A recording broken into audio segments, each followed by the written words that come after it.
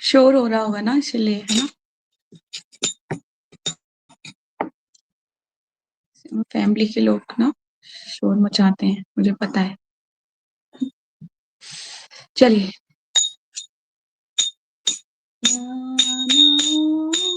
विष्णु पदाय कृष्ण कृष्णाय भूतले श्रीमति भक्ति वेदांत स्वामी नामिने नमस्ते सरस्वती देवे गौरवाणी प्रचारिणे निर्विशेषं शून्यवादी पाश्चात्यादिशतारिणे जय श्री कृष्ण चैतन्य नित्यानंद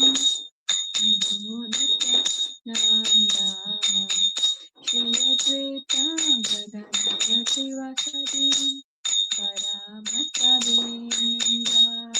हरे कृष्णा कृष्णा कृष्णा हरे हरे हरे राम राम राम हरे हरे हरे कृष्णा कृष्णा कृष्णा हरे हरे हरे राम राम राम हरे हरे।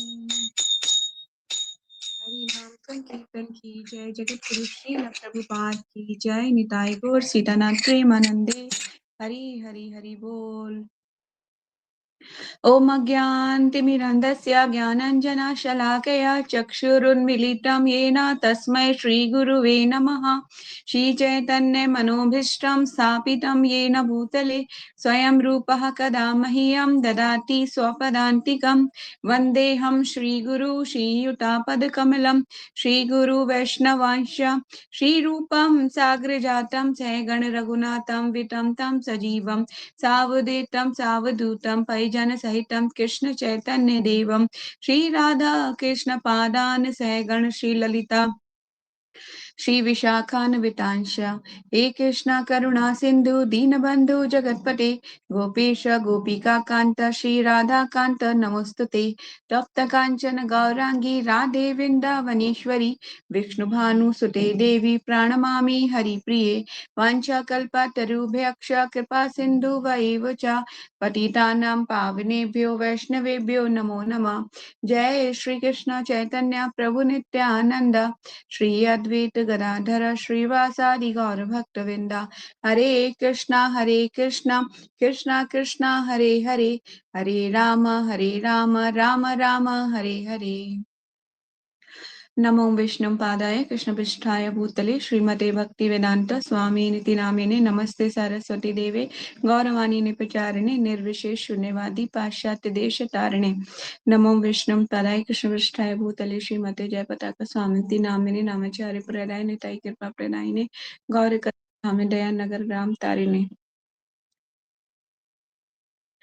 मुखं करोति वाचालं पंगुं लंघयते गिरं यत्कृपातहं वन्दे श्रीगुरुं दीनतारिणं परमानन्दं माधवं श्रीचैतन्येश्वरं। हरि ओम तत्सत्। हरे कृष्ण। गुरुदेव की जय। श्रील प्रभुपाद की जय। हरे कृष्ण। श्रीमती तुलसी महारानी की जय। तो आज कार्तिक का आखिरी दिन है, पूर्णिमा है ना, दिन नहीं अब रात ही बची है। ठीक है, तो जब कार्तिक खत्म हो जाता है ना तो बहुत बुरा लगता है, बहुत गंदा सा लगता है। तो आज हम भगवान से हृदय से तुलसी महारानी से हम पढ़ेंगे, तो हम यही प्रार्थना करेंगे कि ये तुलसी महारानी प्लीज हमारे जीवन में, ये भक्ति में जो एक्टिविटीज हैं ये कभी खत्म ना हो, हमेशा और बढ़ती रहें, है ना। क्योंकि यही एक ऐसी चीज है, ऐसी गंतव्य है जहाँ तक हम पहुंच सकते हैं। तुलसी महारानी हमें इजिली भगवान तक पहुंचाने में पूरी तरह से समर्थ है ना। क्योंकि वो भगवान की क्या है, तुलसी कृष्णा प्रेयसी, भगवान की प्रेयसी है, तो हमें पहुंचा सकती है। तो तुलसी महाराज से ये प्रेयर करते हैं कि हमेशा आप हमें भक्ति में कार्यों में लगाए रखिए। और दामोदर से ये प्रेयर करते हैं कि प्लीज भगवान हर साल जल्दी जल्दी आ जाना, ठीक है, तो ये प्रेयर करते हैं। चलिए शुरू करते हैं। श्रीमती तुलसी महारानी की जय। चैप्टर नंबर 3, तुलसी धर्मदेव उपाख्यान। कल हमने क्या पढ़ा था, थोड़ा सा रिवीजन कर लेते हैं। कल हमने तुलसी और जलंधर की कहानी पढ़ी थी, है ना, तुलसी और जलंधर की कहानी। तो इस कहानी में जो लक्ष्मी जो एक पौधा, जो तुलसी महारानी का जो पौधा लक्ष्मी, गौरी और सरस्वती ने क्या किया था, एक पूर्ण रूपेण एक बीज दिया था ना, 3 बीज दिए थे ना। उन 3 बीजों में से कौन कौन से वृक्ष निकले थे, बताएंगे आप लोग?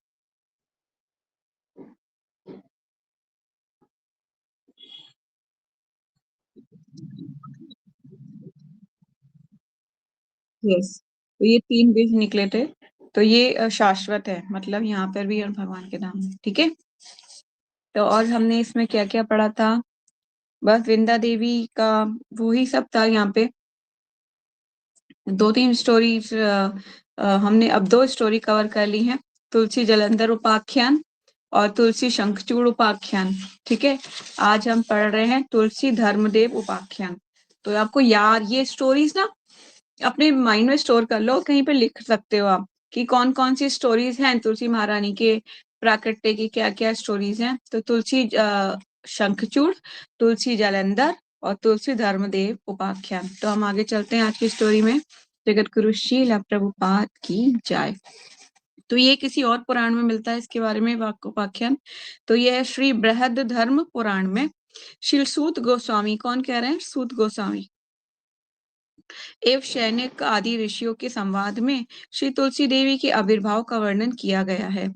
इस संवाद में श्री सूत गोस्वामी अत्यधिक आनंद और प्रसन्नता पूर्वक श्री तुलसी देवी का गुणगान करते हुए कहते हैं, हे शैनक, प्राचीन काल में कैलाश पर्वत के सर्वोच्च शिखर पर धर्मदेव नामक एक अत्यंत सुशील एवं सारे गुणों से संयुक्त विष्णु भक्ति परायण ब्राह्मण निवास कर रहा था। कौन निवास कर रहा था?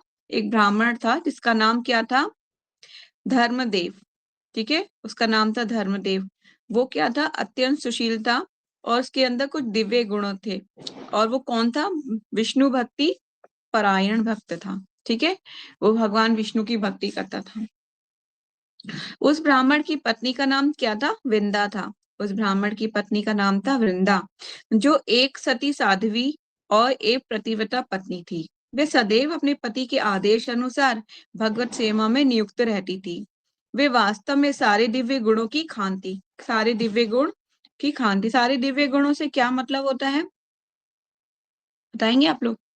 सारे दिव्य गुणों से मतलब ये होता है वो हर चीज में कुशल होना। कोई भी स्त्री सब चीजों में जब कुशल होती है, मतलब कि घर के कार्यों में और उसका मतलब कुकिंग में और दूसरों से व्यवहार में और क्रोध पर उसका कंट्रोल होता है, घर में अच्छे से मेंटेन करके रखती है, प्रतिव्रता होती है, अपने पति के अलावा वो किसी को स्थान नहीं देती, है ना, वो स्त्री। और जो भक्ति पूजा पाठ में लगी रहती है, this is called a Divya गुणों में वो दिव्य गुणी मानी जाती है। तो कह रहे वे सारे दिव्य गुणों की खान थी।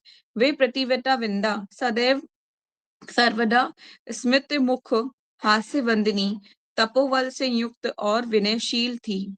सभी प्रकार से लोग उसके प्रति श्रद्धालु थे, मतलब लोग उसका सम्मान करते थे क्योंकि वे अत्यंत विनयशील थी। धर्मदेव कृष्ण भक्ति में सदैव निमग्न रहते और भगवत नाम रूप गुण और लीला का वर्णन करते हुए अन्य स्थानों में भ्रमण करते। क्या करते थे धर्मदेव? भक्ति में सदैव निमग्न रहते थे और क्या, भगवान का नाम गुण रूप और लीलाओं का वर्णन करते हुए अनेक स्थानों का भ्रमण करते थे। वे संगीत विद्या में सुनिपुण एवं साधु वैष्णव के प्रति सेवा और सम्मान की भावना से पूरित थे। एक समय साधुओं की सभा में संगीत प्रस्तुत करने के कारण भोजन करने के लिए उनको अत्यंत अत्यंत विलंब हुआ। घर में पत्नी वृंदा सारी तैयारियां करते हुए राह देख रही थी, परंतु उसके स्वामी धर्मदेव समय पर नहीं पहुंचे। वृंदा ने घर में उनकी प्रतीक्षा की। क्या कर रही है वृंदा? उनकी प्रतीक्षा कर रही है। कहाँ पे? घर पे। विंदा तु तत्ग्रह भार्या संपूज्य जति अतिथि आगमनम आगवतम प्रति प्रणम्य देवस्य पूजित्वा जल पापो। ये बेहद धर्म पुराण से लिया गया है। जब पति नहीं लौटा तो अभ्यागत अतिथियों की पूजा करके पति को मन ही मन भक्ति के से प्रणाम करके तथा देवों को पूजकर विंदा ने जलपान कर लिया।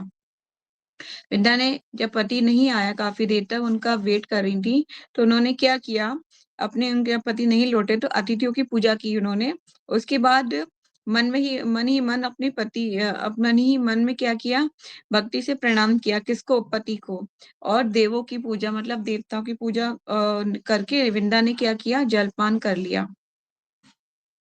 उसी समय घर में धर्मदेव का आगमन हुआ। उन्होंने देखा कि उनकी अनुपस्थिति में विंदा जलपान कर रही हैं। उन्होंने देखा कि उनकी अनुपस्थिति में विंदा जो है क्या कर रही है, जलपान।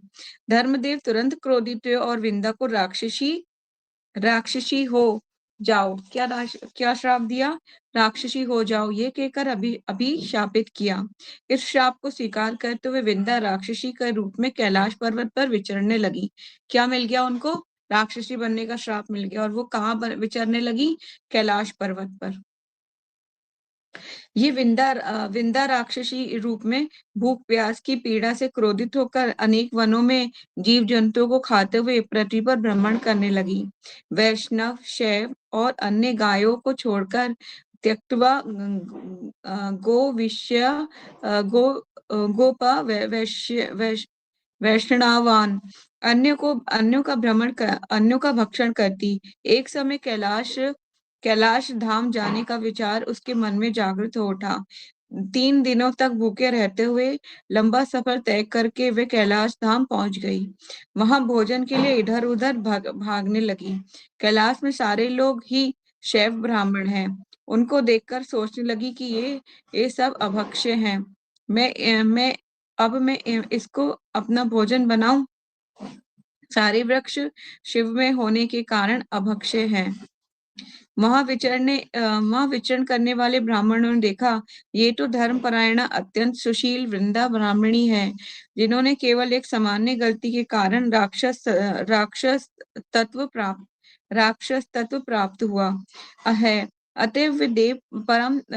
अतः देव परम बलशाली होता है। उन ब्राह्मणों ने कहा, पूर्व संस्कृति युक्त एवं धर्मपरायणा ये वृंदा श्री कृष्ण के दिव्य नाम श्रवण एवं कृष्ण नामिकता देह के कारण अवश्य ही इस विपद स्थिति से मुक्त प्राप्ति करेगी।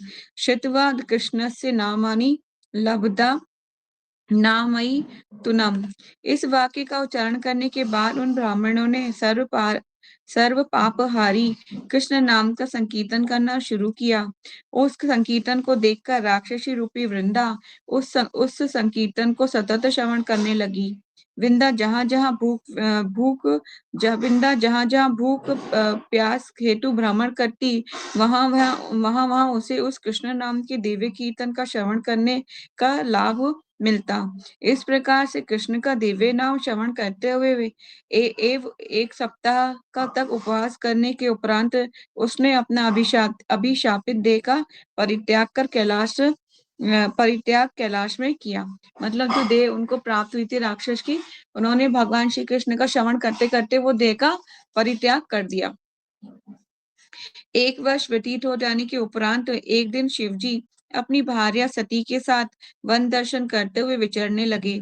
वे दोनों विचरण करते करते एक अत्यंत सुंदर एवं मनोआकर्षक जलाशय के किनारे आ पहुंचे।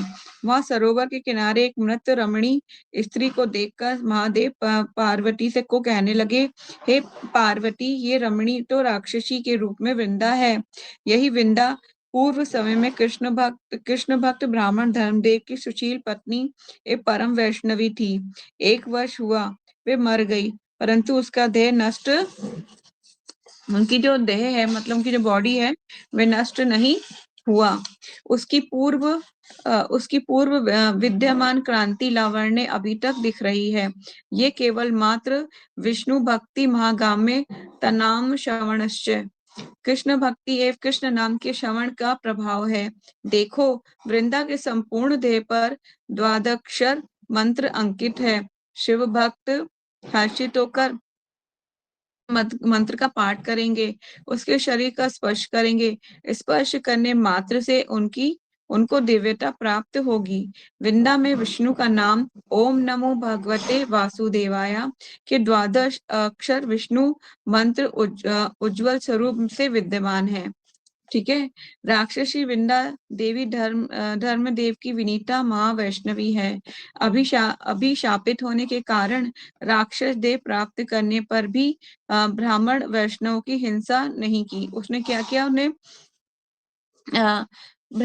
उनको क्या नाम है, राक्षसी देह जरूर प्राप्त हुई, पर उन्होंने कभी भी ब्राह्मण वैष्णव की हिंसा नहीं करी, उनको मारा नहीं। न वृथा भवितु योगाया विष्णु प्रतीकारी तिक्त्वा तित्वायम विष्णु प्रीति करोतेशा तरु भूतवा महीतले। उसका ये वृथा ही जाना उचित नहीं है। ये तो पृथ्वी पर वृक्ष होकर भगवत के प्रति संपादन हेतु प्रमुख साधन बने। श्री विष्णु के प्रति उसके उद्देश्य से वृक्ष हो जाए। देखो, मैंने अब आगे चलते हैं स्टोरी में, और चीजें आपको समझ में आएंगी। श्री हरि सदैव वृक्ष रूपिणी विंदा के पत्र से पूजित होकर जो आनंद अनुभव करेंगे, वह उन्हें मणि माणिक्य आदि पूजा के द्वारा प्राप्त नहीं होगा। शिव जी क्या बोल रहे हैं कि सदैव कहाँ वास करेंगी?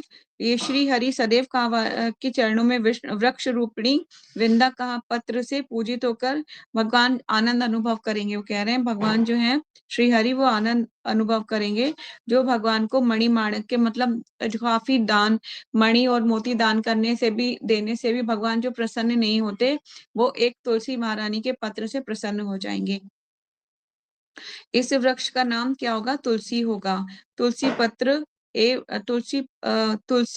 तुलसी पवित्र एवं पावनी करने वाली है। ठीक है, तो यहाँ पे बता दिया। अब जो ऊपर जो ओम नमो भगवते वासुदेवाय का 12 अक्षर मंत्र है, कहते हैं कि एक एक पत्ती पे ये लिखा हुआ होता है तुलसी महारानी के। ठीक है, तो ये आगे जाके और पढ़ समझ में आएगा। तरोक मरण प्रोक्ता उद्योग सर्यात् करातः मृत लसिता ये से त्यक्त्वं तुलसी तवे गायते स्थिता प्रति दले वक्षस्य मंत्रो 12 वर्णकः धात्री देवस्य देवस्य मावं देवी महेश्वरी नारायणम् उपास्यो यस्या प्रेयसी वैष्णवी मता।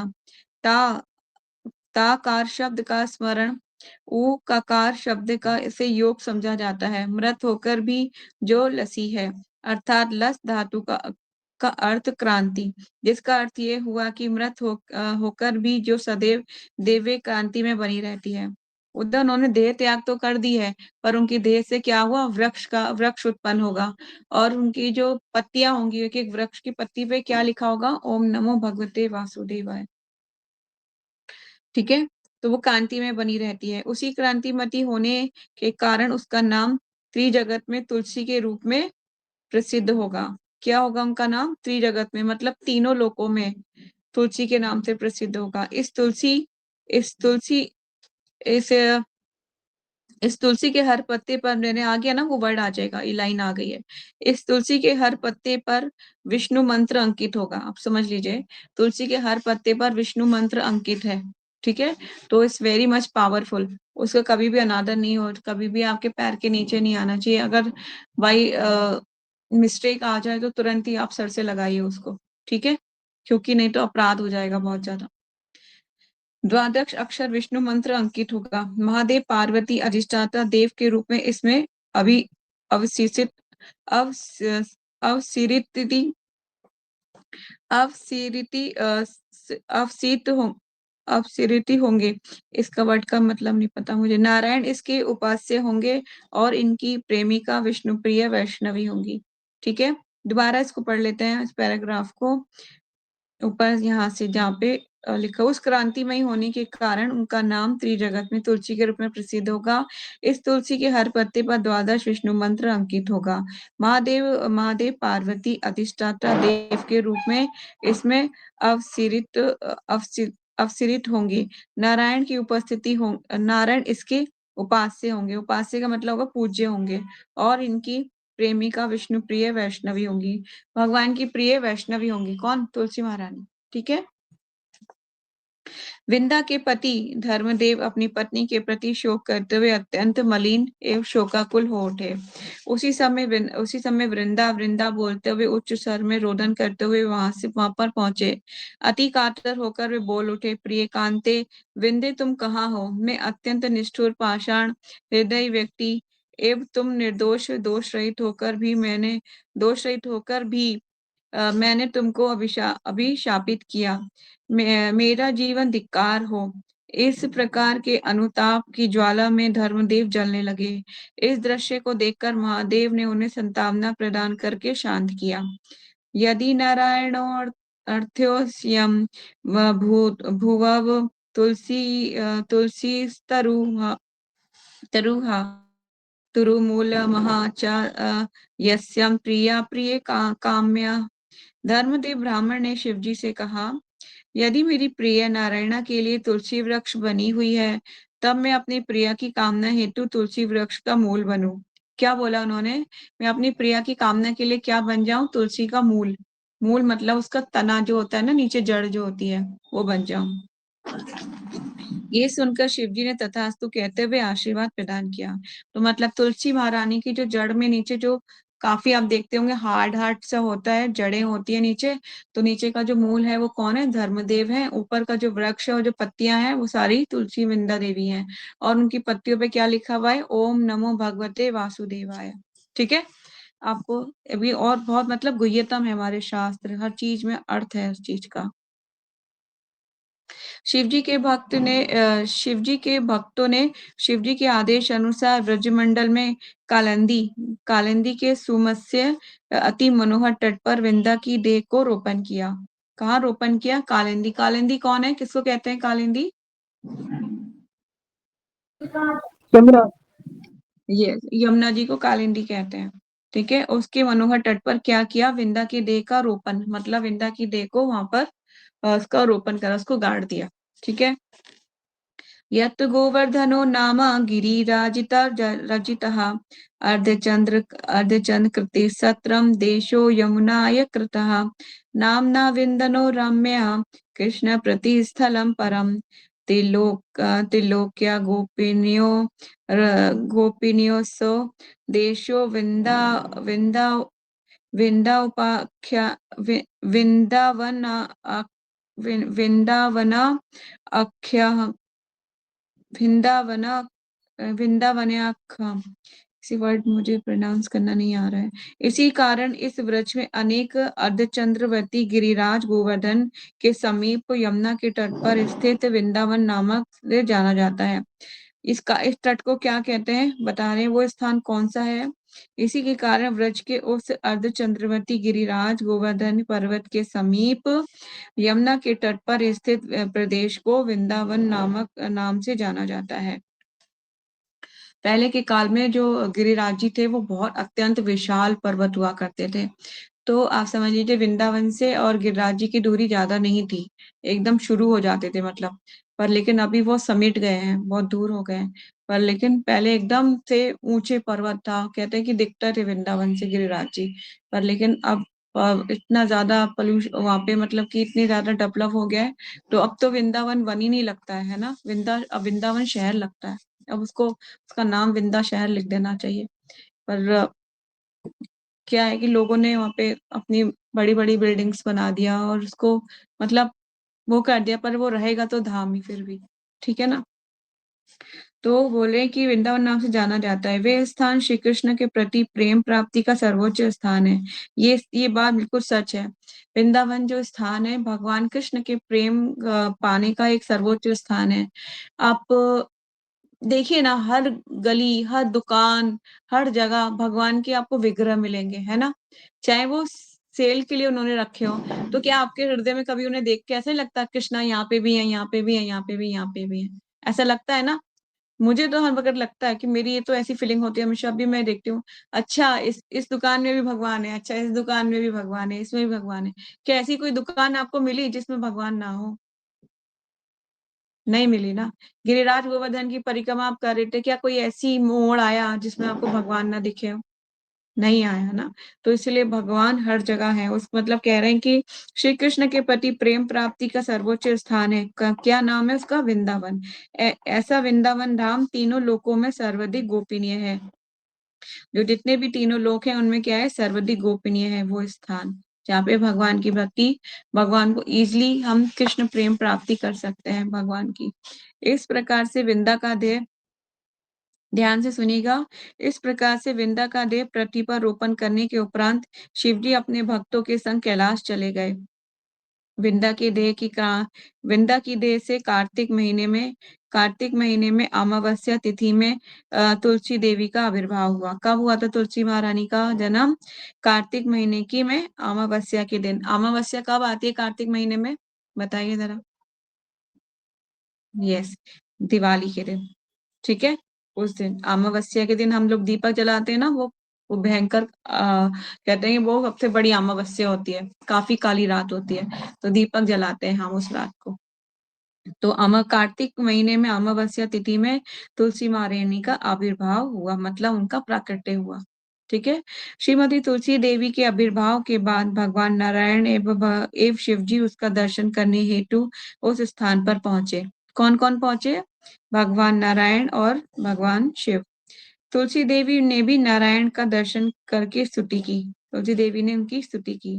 ओम नमो भगवते तुभ्यम नारायणम जगतपते केवलानुभवानंद स्वरूपम परमेश्वरम। बहुत सुंदर मंत्र है और बहुत इजीली आपको याद भी हो सकता है, आप याद कर सकते हैं। अच्छा है।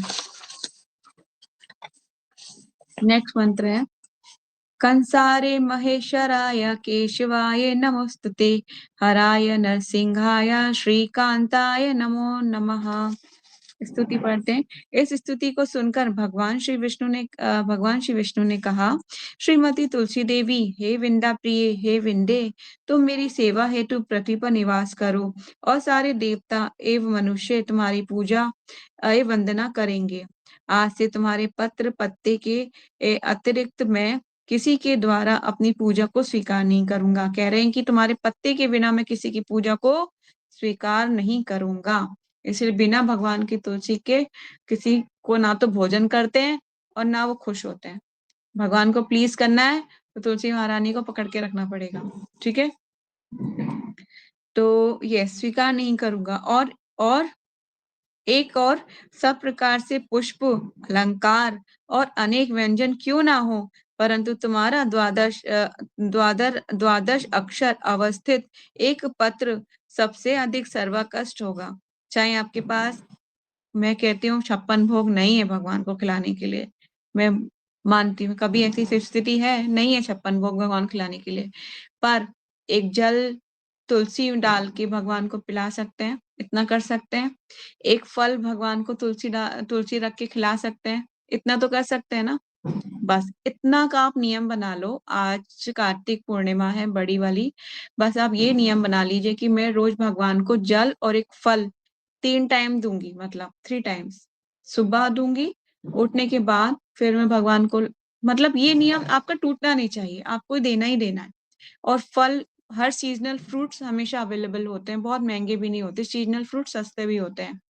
ठीक है, तो आप इतना तो करिए कम से कम।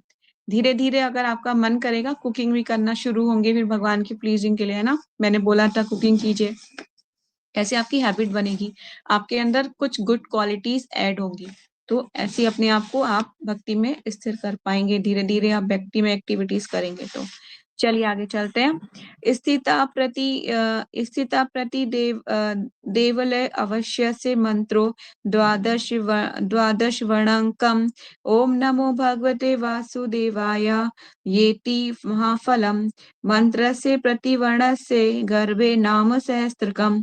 तुलसी के प्रत्येक पत्र पत्ते पर 12 अक्षर विष्णु मंत्र ओम नमो भगवते वासुदेवाय सदैव अवस्थित है। भगवान की बात दोबारा आ गई है कि इस तुलसी के हर एक पत्ते पर ओम नमो भगवते वासुदेवाय हमेशा अवस्थित है, मतलब लिखा रहता है। हमारी भौतिक आय से नहीं नजर आएगा, स्पिरिचुअल आय से जो देख सकते हैं। ठीक है ना, देवी देवता जो है वो सब देख सकते हैं। इसलिए वो अत्यंत पूजित होती हैं।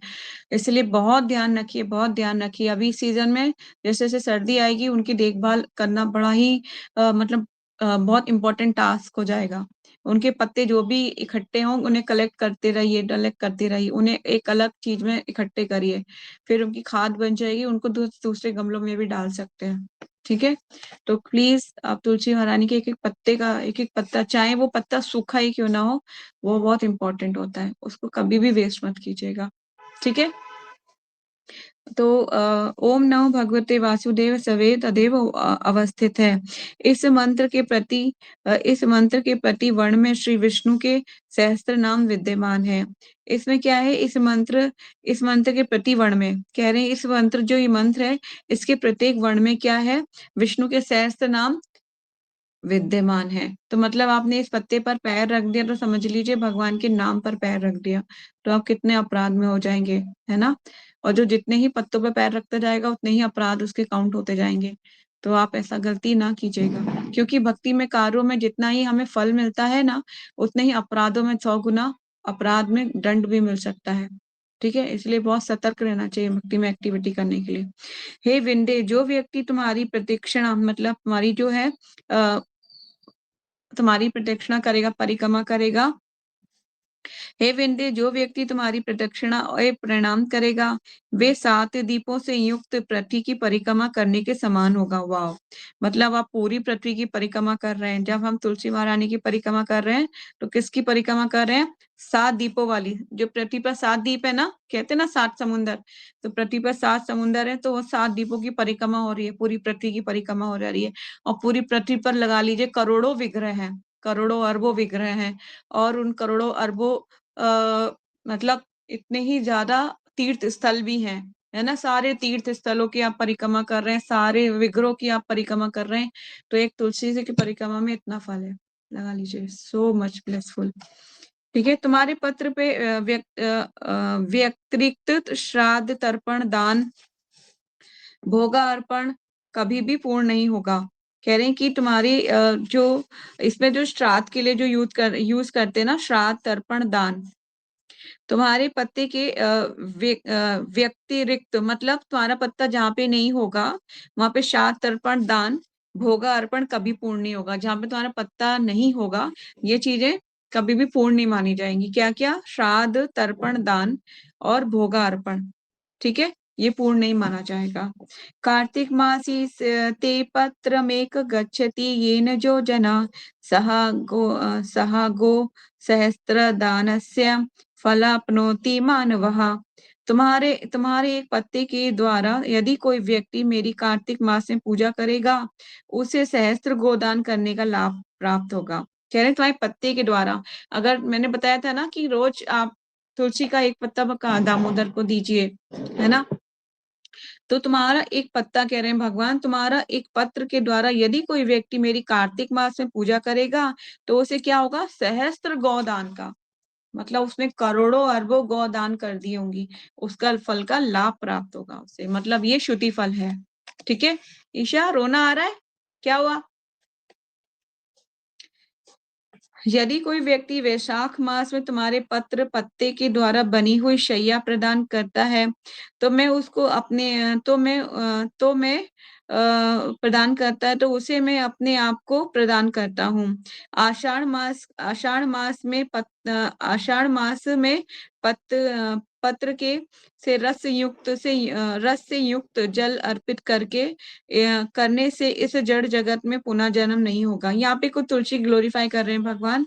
यदि कोई व्यक्ति वैशाख मास आता है, आई थिंक अप्रैल को वैशाख मास कहते हैं, अप्रैल मंथ को। वैशाख मास में तुम्हारे पत्ते के द्वारा बनी हुई कोई शैया प्रदान करता है भगवान को, मतलब शैया जैसे कि भगवान अगर वैशाख मास आएगा तो भगवान जैसे सोएंगे, मतलब होते ना भगवान को शयन कराते हैं, उनकी शैया पर अगर आप तुलसी बिछा दो और तो वो जो सोएंगे भगवान, तो कह रहे हैं कि अगर शैया प्रदान करता है तो तो मैं अपने आप को उसे प्रदान करता हूँ। कहता है कि मैं अपने आप को दे देता हूँ उसको। ठीक है? अब आषाढ़ मास की बात कर रहे हैं। आषाढ़ मास कौन से महीने में आता है देखना पड़ेगा। आषाढ़ मास में पत्ते के रस, क्या है, तुलसी महारानी के जो पत्ता होता है उसके रस से युक्त जल मतलब पत्ते को जल में डाल दीजिए, उसका रस बन जाता है। मतलब उसका जो आप देखिएगा, कभी तुलसी को आप रात भर पत्ते को जल में डालें और उसको पिएंगे सुबह, तो सुबह आपको फीलिंग होगा कि इसमें जरूर कुछ ऐड हो गया है, मतलब कोई रस इसमें आ गया है। तो वो तुलसी महारानी का जो है उसका कि पूरा ही पत्ते का पूरा ही रस आ जाता है उसमें। ठीक है। आषाढ़ मास में पत्ते के रस से युक्त जल अर्पित करने से इस जड़ जगत में पुनः जन्म नहीं होगा। मतलब जो कुछ भी करो तुलसी महारानी की से भगवान की सेवा, उसका उस जगत में पूर्ण जन्म नहीं होगा, मतलब दोबारा आएगा ही नहीं वो इस संसार में। ठीक है। और जल से सिरिक्त मेरा प्रसादन यदि कोई व्यक्ति ग्रहण करता है, मतलब हम रोज प्रसाद ग्रहण करते हैं तुलसी बल डला हुआ, यदि कोई व्यक्ति ग्रहण करता है तो अमृत के समान माना जाता है। ठीक है। आपने देखा होगा जब भी हम प्रसाद खाते हैं कोई अलग ही स्वाद होता है। लोग कहते हैं तुम्हारे प्रसाद में इतना स्वाद कैसे है, वो तो हमें भी नहीं समझ में आता। हम तो सिर्फ ठाकुर जी को भोग लगाते हैं, बाकी सब भगवान की इच्छा है ना। कुछ भी बना लो, कुछ भी बना लो, सब में स्वाद कैसे आ जाता है, सिर्फ भगवान के भोग लगाने से। ठीक है। तो यस, यदि कोई अमृत के समान माना जाता है, यदि कोई व्यक्ति तुलसी पत्र स्पर्श करके झूठ बोलता है तो उसे अनेक कल्प तक नरगामी हो जाता है। जैसे हमने पहले ही पढ़ा था कि तुलसी पत्र हाथ में लेकर कोई झूठ बोलेगा तो वे कहाँ जाएगा, नरकगामी हो जाएगा और उसका उद्धार होना असंभव है। जो तुम्हारे कास्ट की माला धारण करेगा, कह रहे हैं जो तुम्हारे कास्ट मतलब जो लकड़ी की कास्ट होती है, जो हम पहनते हैं कंठी, वो धारण करता है, उसे मैं उसके निकट ही निवास करता हूँ। कह रहे हैं कि मैं तो उसके साथ ही निवास करता हूँ। मतलब इतनी बड़ी बात भगवान बोल रहे हैं, आप सोच लीजिए भगवान आपके साथ साथ ही है। ठीक है ना।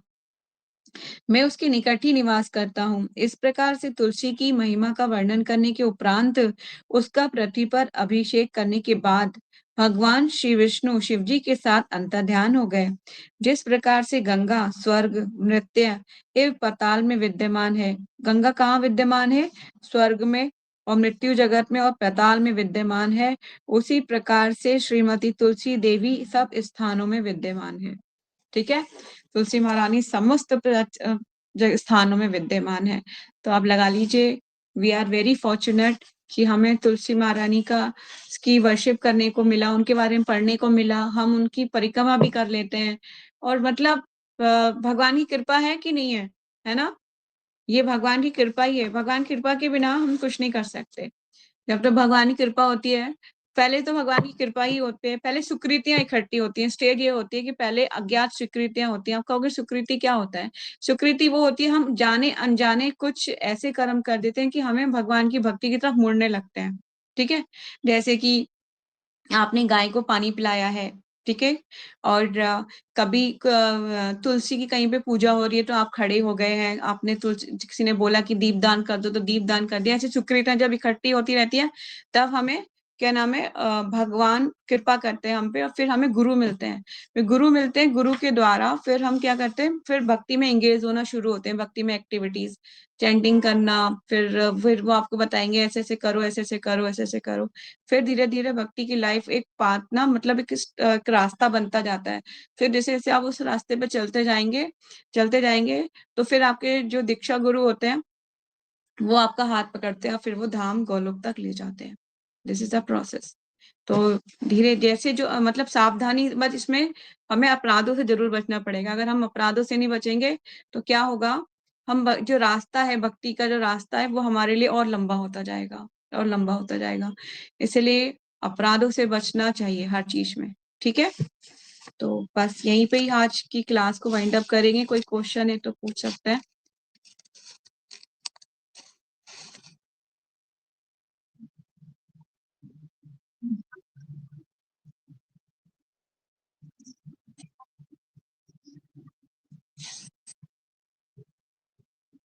वैसे तो लक्ष्मी गणेश, मैंने पूछा था ये सवाल तो प्रभु जी ने बोला था लक्ष्मी गणेश जी के पूजा का कोई लॉजिक नहीं है, क्योंकि लक्ष्मी नारायण के साथ होती है हमेशा।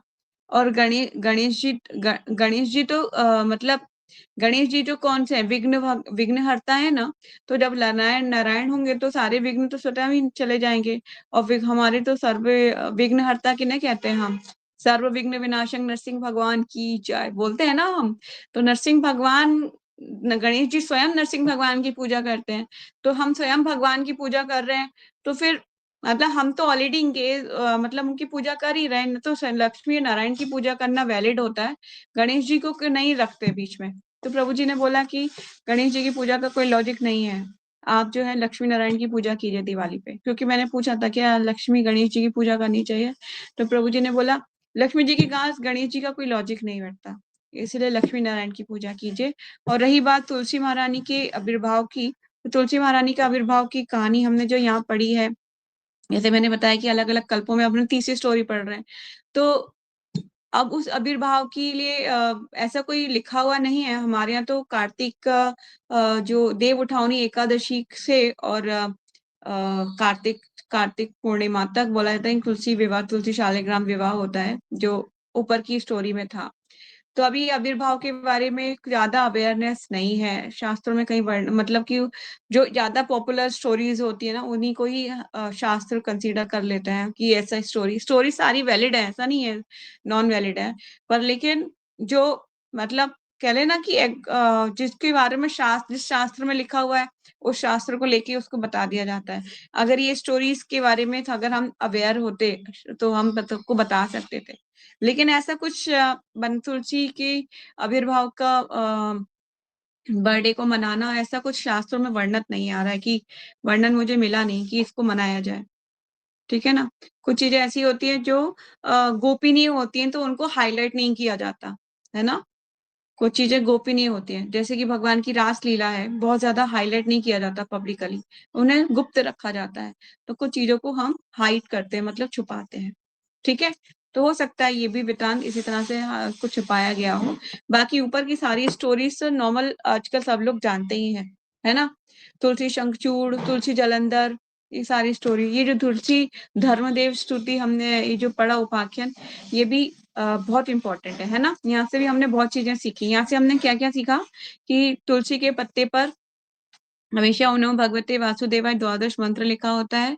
और ये भी पढ़ा कि धर्मदेव तुलसी महारानी का जो रूट है, उसमें धर्मदेव उनके पति जो है ब्राह्मण वो निवास करते हैं। ठीक है। और जो तुलसी महारानी की जो ऊपर की जो पत्तियां हैं वो स्वयं तुलसी महारानी की देह है ना। तो इस तरह से हमने पढ़ा। कोई और क्वेश्चन है आप लोगों का?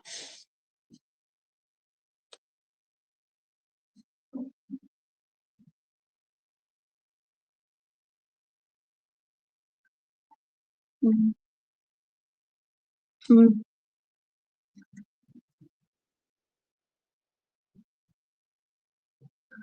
पॉसिबल नहीं है।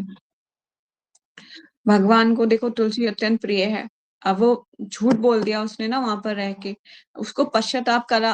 अगर पश्चाताप करेगा अपनी गलतियों का, तो मतलब कई कल्प लग जाएंगे उसको भी बाहर आने में, कई जन्म लग जाएंगे।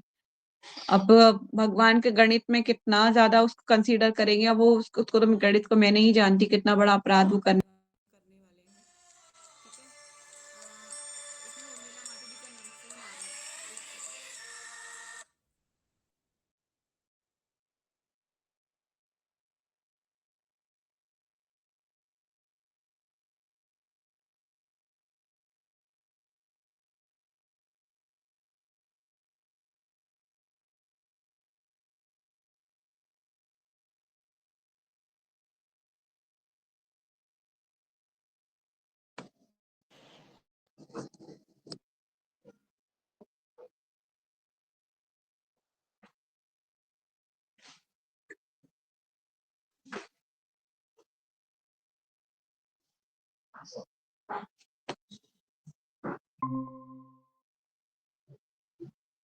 हरे कृष्ण। मेरी बात आ रही है? मैंने तो ज्वाइन कर लिया।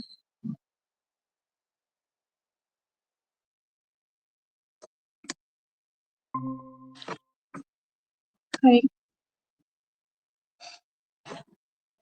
ईशा, मेरी आवाज आ रही है?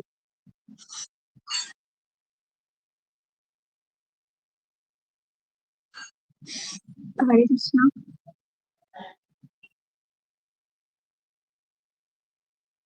मेरी आवाज गूंज रही है ना? मुझे समझ नहीं आ रहा कैसे करूं इसको।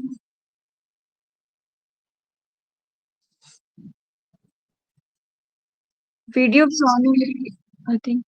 ऐसे वीडियो आपको मेरी आवाज ना गूंज रही है। मैं दोबारा कर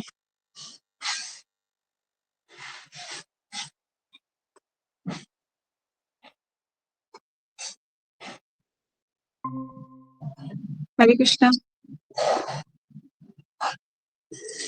तुम कुछ प्रॉब्लम हो रही है, चलिए वो कर लेते हैं, गोपी गीत कर लें। चलिए, तो कोई क्वेश्चन नहीं है नहीं। और कल हम क्या करेंगे, कल हम कथा 4 पढ़ेंगे, अमृत से तुलसी का प्राकृतिक। ठीक है,